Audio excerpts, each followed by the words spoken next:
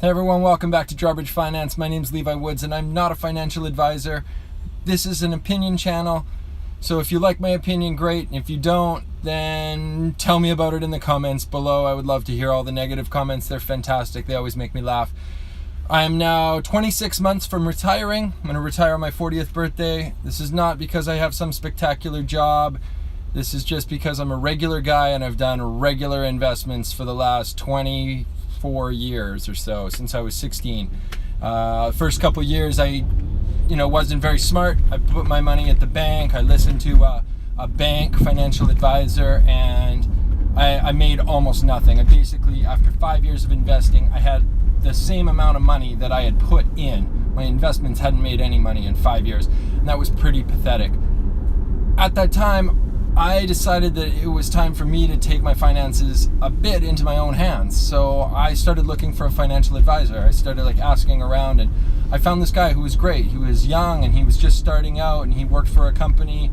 And I went and I sat in his office and I talked to him and I told him I had this $10,000 portfolio and I was 21 years old and I wanted to start investing. And he said, great, we'll put something together for you.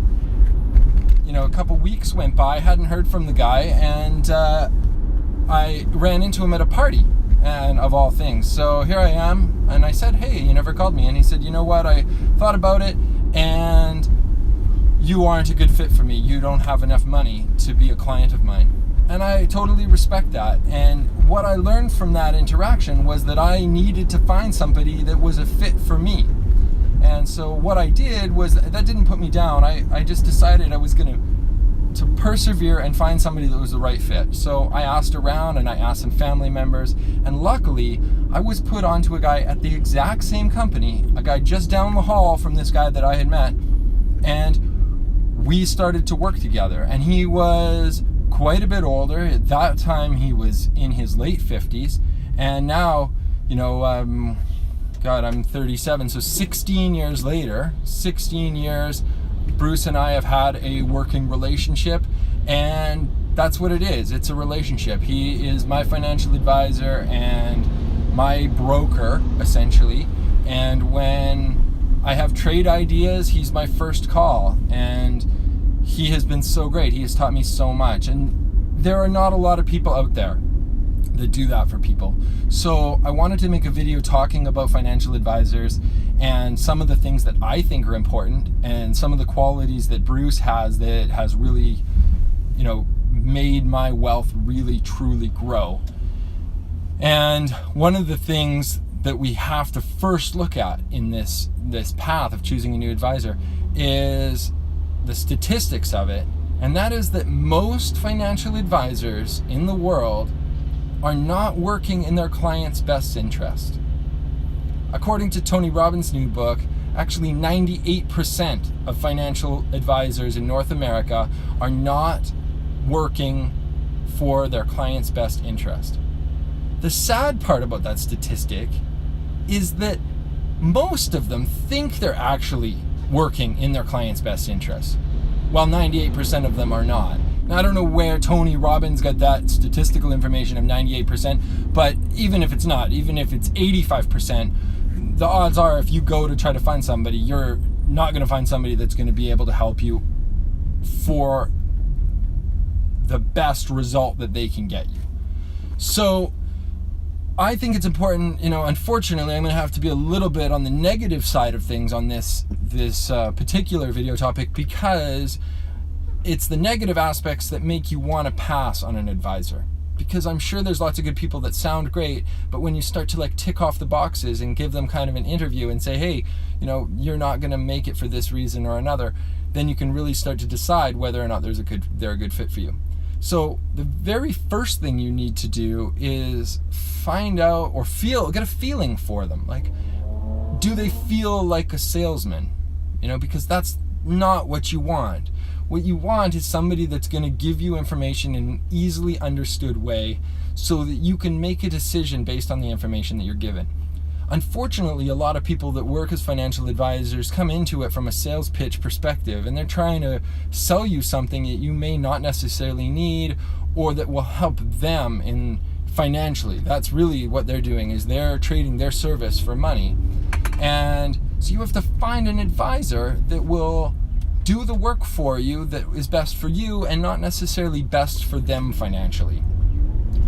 One of the very first things that happens with that is how they charge you. So when you're talking to a financial advisor for the first time, what you need to do is find out how they get paid. And they should be upfront with that, because if they're not, you shouldn't go to them at all. And most of them are going to tell you that they charge a fee, and they'll call it like a management expense ratio, or they'll give you some percentage. Now this is fine. If you have like a $7,000 portfolio and that's all the money that you've got in the world, if you want to pay a percentage, that's great. But when your portfolio grows, and it will, your portfolio is going to get bigger if you invest for a long time. When you hit that $400,000 mark and you realize that your 3% management expense ratio is costing you $1,000 a month, you might not be very happy about that. So instead of agreeing to a contract like that at the very beginning and starting a relationship with an advisor, I personally, if it was me looking for a new advisor, I would go out and I would find somebody that works for flat fees. And I've made videos on this before. I'll put the link right up here so you guys can check out the other videos that I've made, flat fee versus percentage fee. But honestly, any advisor that charges a percentage, and most of them charge like that, are not worth my time. I wouldn't even, that would be the end of the interview. And I would tell them, thanks so much for your time. I am not going to go with you because you're charging a percentage and you will cost me too much money in the future. So once that's out of the way, back to this like feeling thing. You've got to find out what they're actually selling you. If they work for an insurance broker, they might be trying to sell you an insurance package.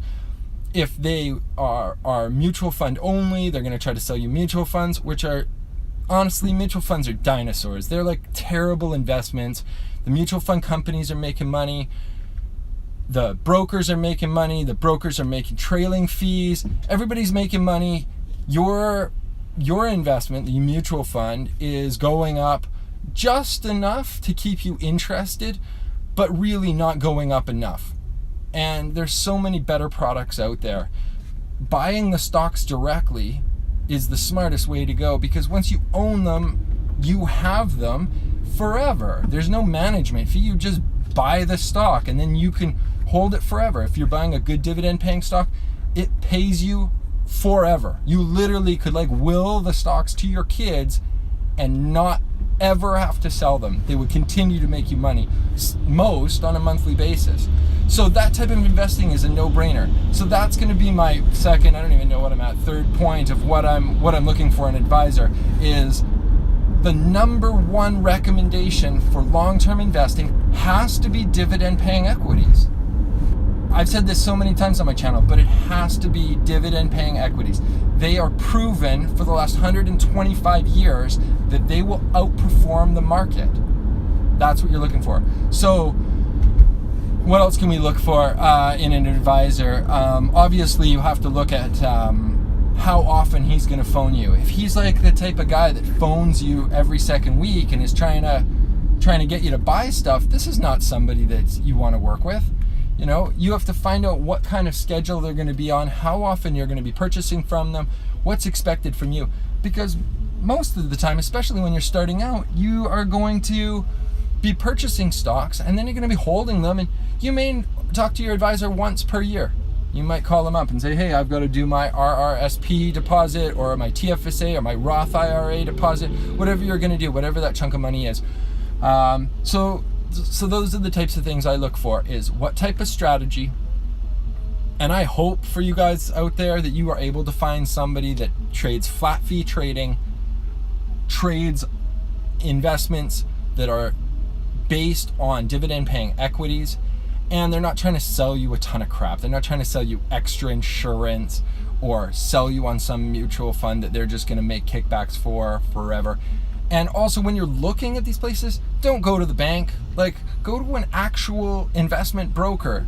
Go to an investment brokerage and get an investment broker. That's what they do. Don't go to the bank and like ask for Sally in the back or some girl that's there, that's just there for the day, and then 5 months from now when you go into the same branch, she'll be gone. Look for somebody that you can be with for a long time. Anyways, that's my rant on investment advisors and how to look for one. I'm sure I've missed things. So please leave your comments below and let's get rich together. Talk soon.